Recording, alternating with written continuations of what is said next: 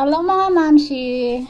This Mami Weng. Itutuloy ko lang po yung topic ko nung nakaraan na about anong klaseng kaibigan ka or anong klaseng kaibigan meron ka. Itutuloy lang natin.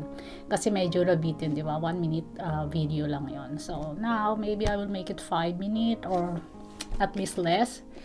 So, yun na nga, di ba? Dapat pumili talaga tayo ng kaibigan natin or mismo tayo dapat tingnan natin or suriin natin ang sarili natin kung talaga bang good friend tayo. So ano-ano nga ba ang magiging influence sa'yo ng isang good or not so good friend.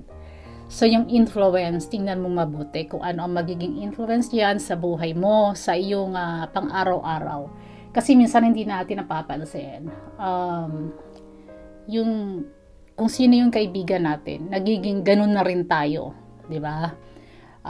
Nakakopy natin, hindi natin sinasadya pero nagiging ganun na rin tayo. Nai-impluwensya, believe it or not, talagang nai-impluwensyahan tayo.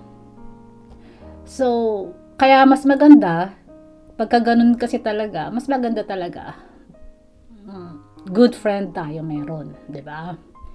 Yung magiging epekto nito or epekto nito sa buhay mo, lalo na kung yan nga 'di ba nabanggit ko nakaraan, lalo na sa mga may asawa na. Kayong may mga asawa na pag may problema kayo sa asawa nyo, nag-open up kayo sa kaibigan. So, 'di ba? Hindi lahat ng kaibigan nyo na sinasabihan nyo ng problema nyo is bibigyan kayo ng magandang advice. Either i-chinichismis kayo pagtalikod nyo, or bibigyan kayo ng advice na makakasira palalo sa relasyon nyo. 'Di ba? Kaya nga isa 'yan sa mga nagiging dahilan ng maraming divorce. Isipin niyo mabuti, tingnan niyo mabuti, 'di ba?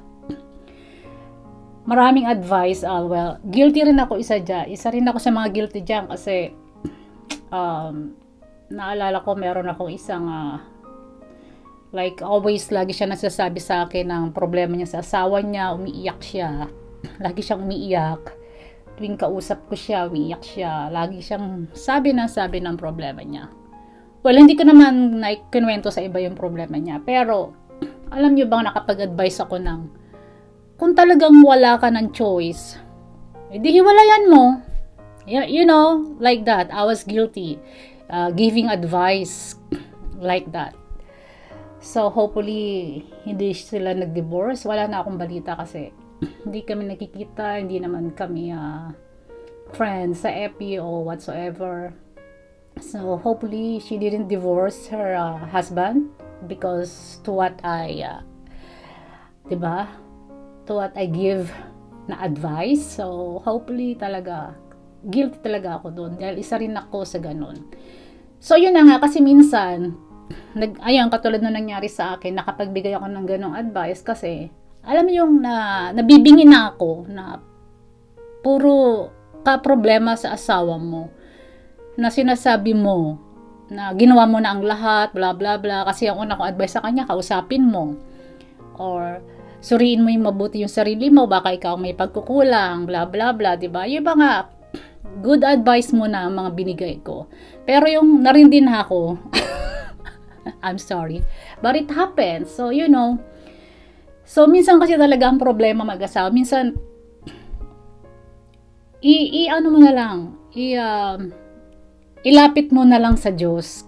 Kasi, tao yung pinagsasabihan mo. May limitasyon ang tao. So, sa Diyos, ilapit mo. Yun lang the best na advice talaga maibibigay ko. So, thanks for watching.